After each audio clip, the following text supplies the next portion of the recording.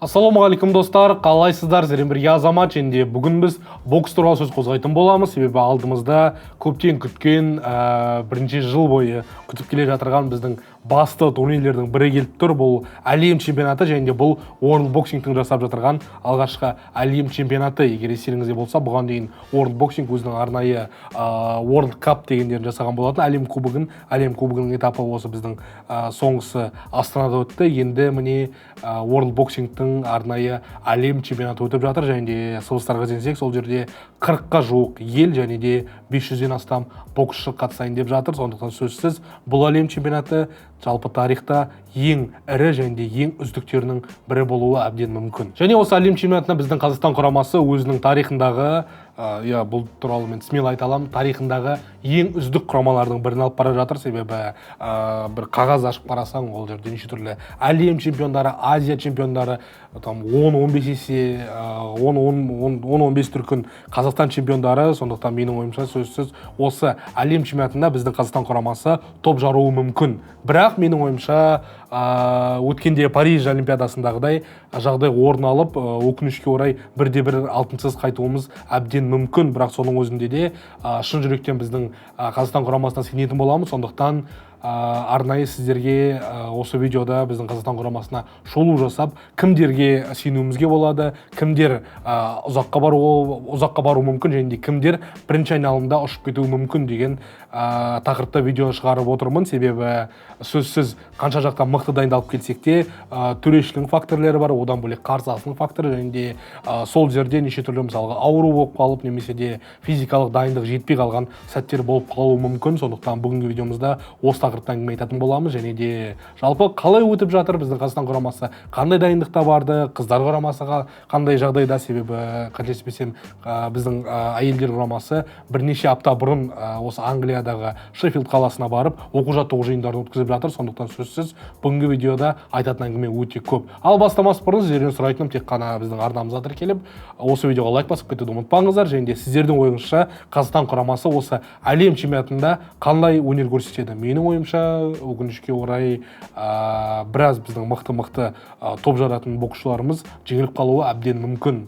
Сондықтан бүгінгі видеомызда осы тақырыпта әңгіме айтатын боламыз. Көпке созбайық, бастайық. Кеттік.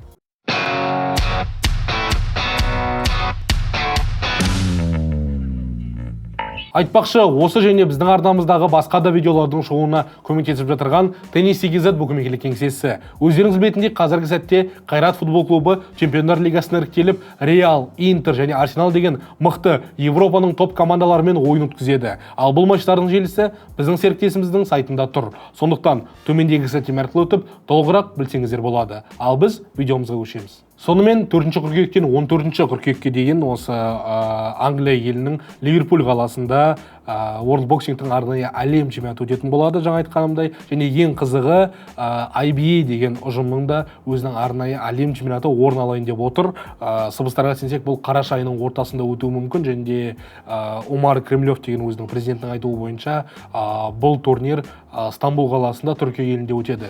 Және де менің осы жерде бір сұрағым бар. Қазақстан құрамасы бұл жарысқа қатыса ма деген. Себебі естеріңізде болса, кезінде айтқан еді, біз IBA-ден шықтық, енді World Boxingке қосыламыз, таза World Boxingпен дегіцетеміз, дос боламыз дегеннің өзіне қарамастан, Қазақстан IBA-дің бірде-бір жарысын өткізген жоқ. Тіпті жастар арасындағы, кадеттер арасындағы, балалар арасындағы жарыстардың барлығына Қазақстан құрамасы барып жүр. Сондықтан менің ойымша осы IBA-дің жарысын Қазақстан құрамасы өткізбейді. Себебі бір жағынан бұл спорт, екінші жағынан қаражат. Себебі өздеріңіз білетіндей, Омар Кремлев және де осы IBA ұжымы боксшыларды басқа қалай тартатынын білмей, тек қана ақшамен іліп жатыр. Сыбыстарға сенсек, қазір 150-200 мың доллардай жеңімпазға ақша беруге дайын. Сондықтан сөзсіз Қазақстан құрамасы бұл турнирді өткізбейді. Басты сұрақ, кімдер қатысады деген. Себебі қазірдің өзінде Қазақстан құрамасының, яғни Қазақстан бокс құрамасының календарі, күнтізбесі өте қатты біткен тығыз тұрда. Себебі осы әлем чемпионаты басталды 4-тен 14 қыркүйекке дейін. Ары қарай қазан айының ортасында Семей қаласында Қазақстан чемпионаты өтеді. Және сол жерде бүкіл біздің құрамында жүрген 2-3 нөмірлердің барлығы қатысуға дайын. Одан бөлек мына біздің бастапқы құрама, алғашқы құрама, ұлттық құрама қатыса ма деген сұрақ пайда болып отыр. Себебі жарыстың арасында сәл қателеспесем 20 күндей уақыт бар. Дайындалып үлгере ма, үлгермей ма түсініксіз. Одан бөлек осы Қазақстан чемпионатынан кейін бірден осы қараша айында IBA-дің әлем чемпионаты өтейін деп тұр. Сондықтан түсініксіз кімдер баратыны, бірақ менің ойымша Қазақстан құрамасында қазір резерв өте үлкен, өте көп, және осылардың арасында сөзсіз мықты боксшылар табылады, және еш қиналмай сол жаққа баруы мүмкін. Басты сұрақ ол приоритет қандай болады, себебі өздеріңіздің естеріңізде болса, Қазақстан құрамасында осымен біраз мәселелер бар. Себебі бұған дейінгі World Boxing'тің өткізген арнайы World Cup дейді ғой, әлем кубоктарына Қазақстан құрамасы бастапқы құрамда емес, 3-ші немесе де 4-ші нөмірдегі боксшыларды жіберіп жүрді. Кейде тіпті жастар арасындағы жүрген боксшыларымызды сол жаққа жіберген сәттері де болды. Сондықтан сөзсіз кімдер баратыны түсініксіз, бірақ уақыт өте келе Қазақстан бокс біздің Қазақстан құрамасының бас бапкері Қайрат Шашанов ағайымыз барлығын дұрыстап айтатын шығар деген ойдамыз. Ал енді осы Ливерпуль қаласында өтетін әлем чемпионатына келіп Қазақстан құрамасына шолу жасасақ, себебі сөзсіз қазір қағаздан қарасақ бұл ең үздік құрамалардың бірі, бірақ соның өзінде де қолдардан келе ме, келмей ме, бұны бір Алла біліп отыр. Сонымен Қазақстан құрамасына шолу жасап, ең кіші салмақтан ең жоғары салмаққа дейін жүре берсек, алдымен 50 келі салмақта Санжар Ташкенбай өнер көрсетеді. 2021 жылғы жастар арасындағы әлем чемпионы, кейін 2023 жылы Ташкент қаласында өткен әлем чемпионы. Оны өздеріңіздің естеріңізде шығар. Санжар Ташкенбай дәл сол турнирдің ең үздік боксшыларының бірі атанып, сол жерде нағыз жұлдыз ретінде таныла бастаған еді. Одан ары қарай тағы 3 дүркін Азия чемпионы атағы бар. Сондықтан сөзсіз 50 келі салмақта біздің Қазақстан құрамасы ең үздік боксшының өзінің ең үздік боксшының бірін жіберіп отыр. Бірақ бұл жерде сұрақ пайда болды. Себебі Санжар Ташкенбайға қарсы Даниял Сабит бокстаса ма, одан бөлек қазіргі сәтте Сәкен Бибосыновтың жағдайы қандай деген. Себебі Сәкен 55 салмаққа көтеріліп жүрді. Бәлкім осы әлем чемпионатына бару үшін 50 келі салмаққа түсіріліп, яғни түсіп, ары қарай өзара ішкі внутренний отбор ретінде спаррингтер немесе де ішкі іріктеулер өте ме деген сұрақ болған еді. Бірақ бұған қарамастан қазіргі сәтте өздеріңіз байқағандай, себебі бұған дейін қателеспесем маусым айының соңы мен шілде айының басында өткен Астана қаласындағы әлем кубогында Санжар Ташкенбай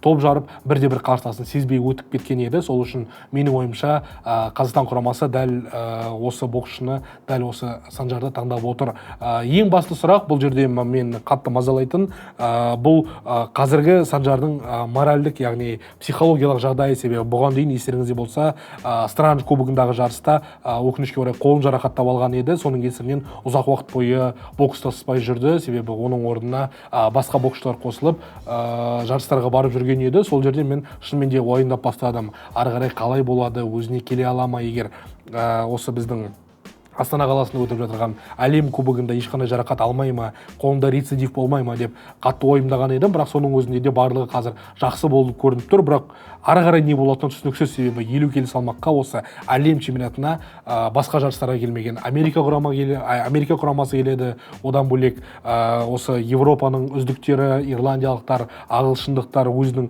жерінде, өзінің үйінде бокстасып жатыр. Сондықтан біздің Санжарға мықты конкуренция болуы мүмкін. Одан бөлек өзінің жақсы танитын өзбекстандық Мелкозиев бар. Бұған дейін Санжарды Азия чемпионатына жеңіп кеткен. Сондықтан сөзсіз ары қарай не болатыны түсініксіз. Бірақ соның өзінде де Санжар Ташкенбай жақсы өнер көрсетіп, ары қарай осы қайтадан әлем чемпионы атағына ие болады деген ойдамыз. Ары қарай жүрсек, 55 келі салмақта сөзсіз Қазақстан құрамасының ең үздік боксшылардың бірі Махмұд Сабырхан келіп отыр. Және де егер басқа боксшылар бойынша менде күмән тудырса, мысалға Санжарда, одан бөлек Төреханда, Ертоғанда менде бір сұрақтар болса, мысалы мына Махмұд Сабырханға менде ешқандай сұрақ жоқ. Менің ойымша Махмұд Сабырхан осы Ливерпуль қаласында топ жарып, қайтадан тағы да бір рет әлем чемпионы атағына ие болады деп ойлаймын. Себебі 55 келі салмақ өзінің родной весі, өзінің тұрақты салмағы, сол салмақта ұзақ уақыт бойы өнер көрсетіп келе жатыр.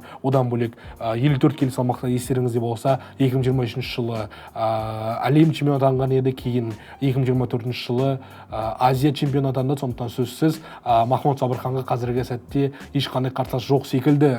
Бұған бұл сөздерінің ары қарай шын болуына себептердің бірі бұл біздің Астана қаласында өткен әлем кубогы, оның алдында өкінішке орай Эйндховен кап деген турнирде біздің Махмуд Сабырхан украиналық боксшыдан жеңіліс тапқан еді. Бірақ менің ойымша бұл кездейсоқ сәт деп ойлаймын, себебі бұл жарысқа немқұрайлы қарап кеткендей сәт болды. Себебі Махмудтан басқа да біздің бастапқы құрамадағы боксшыларымыз жеңіліп қалған еді. Сондықтан менің ойымша бұл турнирге Махмуд мықты мотивациямен, мықты психологиямен барып, өзінікін алып кетуге дайын. Ең бастысы бұл сетканың қалай болатыны, себебі кей кезде өздеріңіз байқағандай сетканы ыңғайсыз қылып қойып, біздің қазақстандық боксшыларға бірден басты қарсыластарды, өзбекстандық, кубалық, мысалы индиялық, тайландық жігіттерді бірден беріп тастауы мүмкін. Сондықтан менің ойымша сетка жеребьевка қалай болады, ары қарай Махмудтың жеңімпаз атана ма, аттанбай ма деген сұраққа жауап бере аламыз. Менің ойымша Махмуд чемпион болуға қолына барлығы келеді. Ары қарай жүрсек, 60 келі салмақта өнер көрсететін Бейбарыс Жексен, бұл оның осы алғашқы әлем чемпионаты. Және де айтып кететін жайт, осы 60 келі салмақта Қазақстан құрамасында іріктеу жекпе-жектері өткен еді. Және де сол кезде осы Бейбарыс Жексен Серік Теміржановты 5-0 есебімен таза жеңіп, өзінің орнын Қазақстан құрамасында алып отыр. Бұл жігіт жайлы айтатын болсақ, жастар арасында топ жарған еді, жас буындардың бірі қазіргі сәтте. Одан бөлек 2024 жылы өткен Азия чемпионатында өкінішке орай ширек финалда жеңіліс тапқан еді. Бірақ менің ойымша сол кезде 60 келі салмақта осы жігіт топ жарып Азия чемпионы атануға қолынан барлығы келетін еді. Осы әлем чемпионатына келетін болсақ, жаңа айтқанымдай Махмудқа қатысты секілді барлығы жеребьевкеге байланысты. Қандай болады, сеткасы қандай болады, кімдерге қарсы шығады деген. Себебі көбінесе осы, егер World Boxing'дің жеребьевкасына келетін болсақ, әрдайым мықты қарсыластарды беріп жібереді. Ал осы 60 келі салмақта қазіргі сәтте басты фавориттерінің бірі осы көршілес Өзбекстан құрамасының лидері, көшбасшысы, Париж олимпиадасының чемпионы Абдумалик Халоков қатысады. Сондықтан ең бастысы осы Халоковпен бір сеткеге түсіп қалмаса екен деген ой пайда болып отыр. Ал былай менің ойымша кем дегенде жартылай финалға дейін Бейбарыс Жексен баруы әбден мүмкін. Себебі біздің Қазақстан құрамасындағы басқа боксшыларға қарағанда андай айтады ғой, қарны аш, басқаларға голод бар, спортивный голод деп атайды. Сондықтан менің ойымша бұл жігіт шынымен де өзінің дәлелдейтін заты бар. Сондықтан барлығына дәлелдеп өзінің кім екенін көрсеткісі келіп отыр деп ойлаймын. Ары қарай жүрсек, 65 келі салмақта Ертоған Зейнуллинов өнер көрсетеді. Дәл осы салмақта да жаңа айтқанымдай іріктеу жекпе-жектері өткен еді. Және де сол сәтте Мұхаммед Сабыр Базарбайұлын 3-2 есебімен ішкі спаррингте жеңген еді. Соның арқасында осы Қазақстан құрамасымен өзінің алғашқы әлем чемпионатына барып отыр. Бірақ мысалға мен бұған бұл выбормен, бұл таңдаумен келіспеймін. Неге? Себебі бұған айту өте оңай. Ертоған Зейнуллинов сыртқы чемпионаттарда, сыртқы жарыстарда, сыртқы басты жарыстарда дұрыс өнер көрсете алмайды. Бұған айқын мысал ретінде Париж олимпиадасына болған іріктеу, сол жерде қателеспесем Италияда бірден жеңіліп қалған еді. Одан бөлек Азия ойындарында осы Ертоған Зейнуллиновты бұған дейінгі бапкер тасып жүрді, алып жүрді. Бірақ бұған қарамастан әрдайым осы 63-те 5 келі салмақ немесе де 65 келі салмақта әрдайым сұрақтар тудырып жүрді. Одан бөлек менің ойымша осы Ертоғанда психологиялық біраз мәселелер бар. Себебі егер жекпе-жек, егер алғашқы раунд 5-0 немесе де 4-1 есебімен қарсыласына кетіп жатса, екінші және үшінші раундтарда камбэк жасап, ремонтада жасайды деген жағдай мүлде болмайды. Сондықтан менің ойымша течение қалай жүріп бартады, солмен баса береді. Сондықтан бұл таңдау менің ойымша дұрыс емес болды. Оның орнына бәлкім қайтадан Мұхаммед Сабыр Базарбайұлын алған дұрыс секілді көрінеді. Себебі Париж олимпиадасында қалай өнер көрсеткенін көрдік. Және де содан кейін ары қарай осы біздің Қазақстан құрамасының нөмір бірінші боксшысы ретінде осы 65 келі салмақта тұрақтанады деп ойлаған. Бірақ өкінішке орай конкуренцияның жоғары болуына байланысты қазір Ертоған Зейнуллинов барып отыр. Қалай болады жалпы білмеймін, қандай да бір предикт айтуға да қорқып отырмын, бірақ соның өзінде де жалпы сіздер бұл жайлы не ойлайсыздар? Ертуған Зинуллинов топ жара ала ма, әлем чемпионы бола ала ма? Өз ойларыңызды астыға комментарий ретінде жазып кетсеңіздер болады. Ары қарай жүретін болсақ, 70 келі салмақта Қазақстанның басты жұлдыздардың бірі Төрехан Сабырхан өнер көрсететін болады, және де өздеріңіз білетіндей осы жарыстың алдында біраз сұрақтар болған еді, себебі кім барады деп. Бұған дейінгі Астанада өткен әлем кубогының этапында Абылайхан Жүсіпов өнер көрсеткен еді, және өкінішке орай сол жерде жарақатының кесірінен, қабағының жарылып кеткеннің кесірінен ары қарай өнер көрсете алмаған болатын, және сол кезде бірден Қайрат Сәтжанов ағамыз енді сөзсіз Абылайхан емес, Төрехан әлем чемпионатында өнер көрсетеді деген еді, және көріп тұрғанымыздай Төрехан қазіргі сәтте Англия қаласында Англия елінде Шеффилд қаласында оқу-жаттығу жиындарын өткізіп, Ливерпульде өзінің алғашқы ересектер арасындағы топ турнирін өткізуге дайын тұр. Жалпы менің ойымша дәл осы турнирде, дәл осы әлем чемпионатында біз Төрехан жайлы басты сұраққа жауап аламыз. Бұл Төрехан Сабырхан қазіргі сәтте ересектер арасында өнер көрсетуге дайын ба деген, себебі бұған дейінгі турнирлерде сөзсіз мықты жеңістері болды.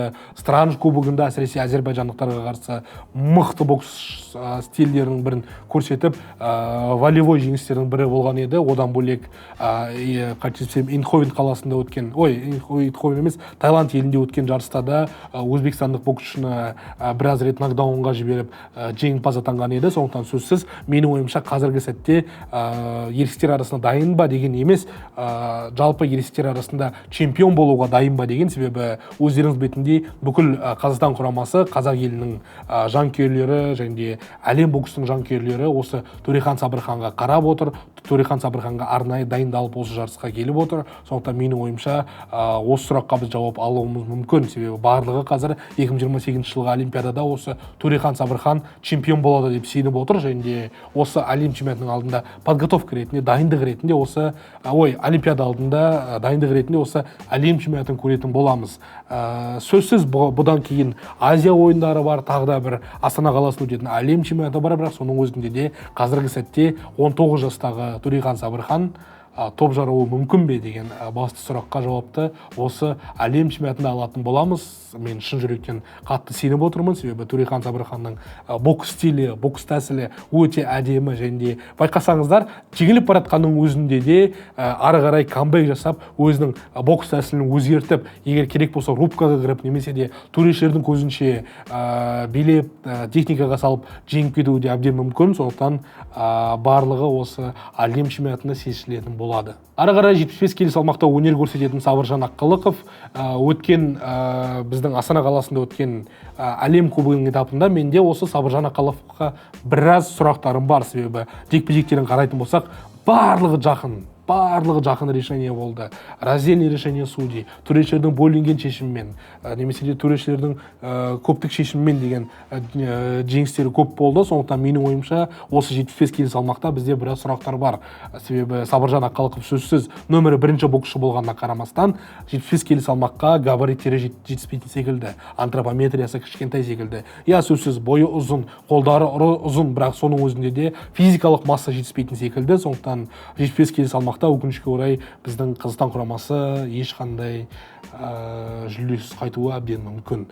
Ең қызық жағдай 80 келі салмақта орын алып отыр, себебі бұл жерде өнер көрсететін Нұрбек Оралбай Париж олимпиадасының күміс жүлдегері, және де барлығы қазір Нұрбекті қайтадан әлем чемпионы болады деп сеніп отыр, себебі бұған дейін 2023 жылғы Ташкент қаласындағы жарыста топ жарып кеткен еді. Бірақ ең басты мәселелердің бірі бұл 2024 жылғы осы Париж олимпиадасынан кейін тек қана екі турнирге қатысуы. Ол Азия чемпионатын өткізіп жіберді да, ары қарай Странж кубогына қатысты, бірақ Странж кубогында өзінің 80 келі салмағына емес, 85 келі салмақта өнер көрсетіп жүрген еді. Бірақ соның өзінде де біраз сұрақтар тудырып отырды, себебі оның физикалық күйіне, физикалық формасына сәл күмән болды. Ары қарай біз оны тағы үлкен жарыстарда көретін шығармыз деген ой болған еді, бірақ өкінішке орай сыбыстарға сенсек операция болған еді.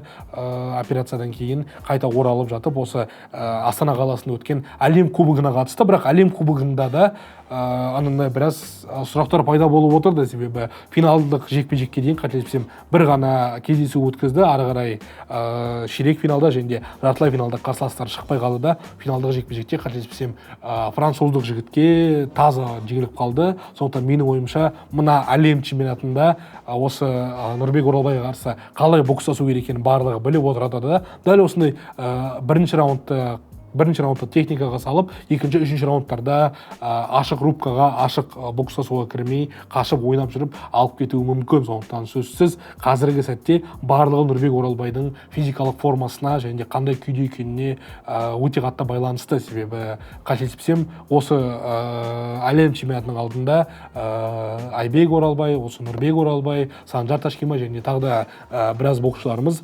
Америкаға барып, қателеспесем, Калифорния штатында арнайы оқу-жаттығу жиындарын өткізіп келді.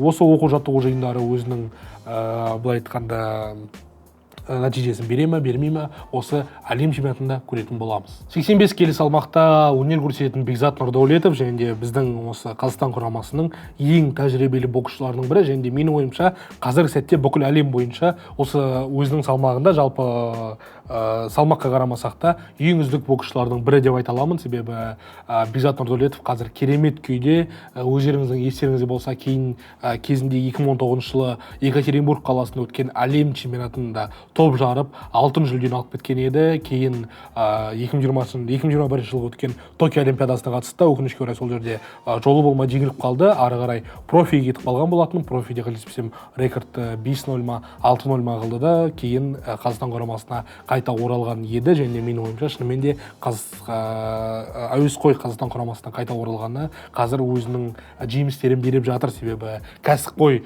бокс стилін әуесқойға алып келді да, әр қарсыласын сезбей нокаут, нокдаун, әр жекпе-жегінде нокаут немесе нокдаун кем дегенде біреу болып тұрады. Сондықтан сөзсіз осы әлем чемпионатында да Бекзат Нұрдәулетов топ жаруы әбден мүмкін. Себебі Азия чемпионатында жеңіп кетті, біздің Астанада өткен әлем кубогында да мықты өнер көрсетіп шыққан болатын. Ранжи кубогында қарсыластары мүлде сезбеді. Сондықтан сөзсіз осы 2025 жылғы әлем чемпионатында жеңімпаз атанып, ары қарай 2026 жылғы Азия ойындарында жақсы болса, 2027 жылғы әлем чемпионатында тағы да бір рет топ жарса, менің ойымша сөзсіз 2028 жылғы Лос-Анджелес олимпиадасында дәл осы Бекзат Нұрдәулетов алтын жүлдені алып келуі әбден ықтимал. Ең қызық сұрақтардың бірі менде осы 90 және 90 плюс келі салмақтағы боксшыларға пайда болып отыр. Бұл Сағындық Тоғанбай. Себебі Сағындықта мынадай мен түсінбейтін бір мәселе бар. Психологиялық мәселе ма, немесе де жалпы түсіндіретін маған адам жоқ деп ойлаймын. Себебі андай болады ғой, басқа турнирлерде, мысалы Азия чемпионатында топ жарып кетті. Қазақстанның ең үздік боксшысы, ойбай, бұның бокс стилі мықты, бокс тәсілі мықты, қарсыластарын құлатып жатыр, неше түрлі нокаут, нокдаун деп жүреміз да. Бірақ өзбекстандық боксшыларға қарсы келгенде, немесе де қытайлыққа келгенде жеңіліп қала береді. Бұл біз бұны Азия ойындарында көрген едік. Себебі екі қарсыласын ойнап жүріп шашып тастады да, қытайлық қарсыласқа келді. Тым болмағандай, бұған дейін жекпе-жек өткізбегендей, бокс мектебіне барған шәкірт секілді, оқушы секілді жеңіліп қалды. Кейін осы әлем кубогының алдында Эйдховен Кап деген турнирде Өзбекстанның қазағына жеңіліп қалды. Кейін осы әлем кубогында Астана қаласында өткен тағы да бір рет жеңіліп қалған болатын. Сондықтан менің ойымша 90 келі салмақта бізде біраз сұрақ бар. Және де ары қарай болашақта қалай болатыны түсініксіз. Жалпы дәл осы турнир, дәл осы әлем чемпионаты Сағындық үшін өте шешуші факторлардың бірі болады. Себебі өздеріңіздің естеріңізде болса, 85 келі салмақта өнер көрсететін Бекзат Нұрдәулетов ары қарай 80-ге түсем, немесе де 90 келі салмаққа көтерілем деп айтқан болатын. Сондықтан егер Бекзат салмақ көтеріліп осы 90 келі салмаққа келетін болса, өкінішке орай Сағындыққа Қазақстан ұлттық құрамында орын табылмауы әбден мүмкін. Сондықтан осы Ливерпуль қаласындағы турнирде Сағындық қолынан келгенше барлығын жасау керек деп ойлаймын. Және ең қызық жағдайлардың бірі осы 90 плюс келі салмақта өнер көрсететін Айбек Оралбайда. менде жалпы бұл боксшыға сұрақ өте көп, себебі кезінде 90 келіден осы абсолютке көтерілген кезде мынандай әңгімелер болған еді. Басқа қарсыластарына қарағанда футворкі жақсы, яғни аяғымен қозғалысы жақсы, жылдамдығы жақсы, өзінің жылдамдығының арқасында силовой боксқа салған спортсмендерге қарсы техникамен өзінің жылдамдығымен алып кетеді деп. Бірақ салмақ қосқан кезде жылдамдығы білмеймін көрінбей қаяқта кетіп қалды олар. Жылдамдық дейтіндей ештеңе ана жерде қалып тұрған жоқ. Техникада біраз керек емес минусқа кетіп қалған секілді, таза өзінің силовой боксына салып, нағыз тяждар сияқты бокс ашып жүр. Бірақ кезінде әңгімелер басқаша болғасын мен күткем. Өздеріңіз білетіндей, UFC-де Том Аспинал деген тяждағы чемпион бар, осы ауыр салмақтың чемпионы. Және қарайтын болса, менде басынан мынандай задумка болды. Егер Айбек 90 келіден аса ауыр салмаққа көтеріліп жатса, яғни ары қарай өзінің жылдамдығының арқасында, аяқтың қозғалысының арқасында, өзінің техникасының арқасында жақсы өнер көрсететін болады. Және басқа боксшыларға қарағанда жақсы өзінің, егер силовой бокс келетін болса, екінші номермен жұмыс жасайды, егер қашып жүріп игробек болса, оған қарсы өзі силовой боксқа салып, неше түрлі техникамен алып кететін шығар деген ой болған еді. Және 2024 жылға Азия чемпионатында сөзсіз жақсы өнер көрсетіп шықты. Және сол жерде өзінің басты қарсыластарының бірі өзбекстандық жігітті жеңіп кеткен еді. Бірақ өкінішке орай кейін болған жарыстарда жеңіліс тапты да, менде қазір біраз сұрақ пайда болып отырды. Айбек ары қарай қалай бокс жасады деп. Сөзсіз Қазақстан құрамасында қазір Айбекке қарсы шығатын ешқандай боксшы жоқ. Жалпы бізде тяждармен біраз мәселелер бар, проблема өте көп. Бұрынғыдай Иван Дычко, Левит деген секілді бізде қазір боксшылар жоқты да, жоқтықтың кесірінен қазір искусственно тяждарға біраз жігіттерді өзіміз көтеріп жатырмыз. Және де менің ойымша осы Айбек Оралбайдың салмағын көтеріп тастауымыз біраз мәселелер тудыруы мүмкін. Және де осы әлем чемпионатында менің ойымша Айбек Оралбай өкінішке орай алысқа бара алмайды. Жалпы сіздер бұл жайлы не ойлайсыздар? Менің айтқан сөздеріммен келісесіздер ме, келіспейсіздер ме? Өз ойларыңызды астыға комментарий жазып кетсеңіздер болады. Ал осымен біздің видео соңына дейін жетті. Осы жерге дейін қарағандар үшін көп рахмет. Міндетті түрде арнамызға тіркеліп, осы видеоға лайк басуды ұмытпаңыздар. Және де осы Ливерпуль қаласындағы әлем чемпионатын қайдан қараймын деген сұрақ пайда болса, жауап өте оңай. Біздің сілтемелерге кірсеңіз, сол жерде телеграм арнамыз тұр. Телеграм арнамызда бүкіл тікелей эфирлерге және де бүкіл нәтижелерді сол жерге салып отырамыз. Сондықтан барлықтарыңызды сол жерде күтетін боламын. Ал сіздермен бірге болған Азамат, сау саламатта көріскенше сау болыңыздар.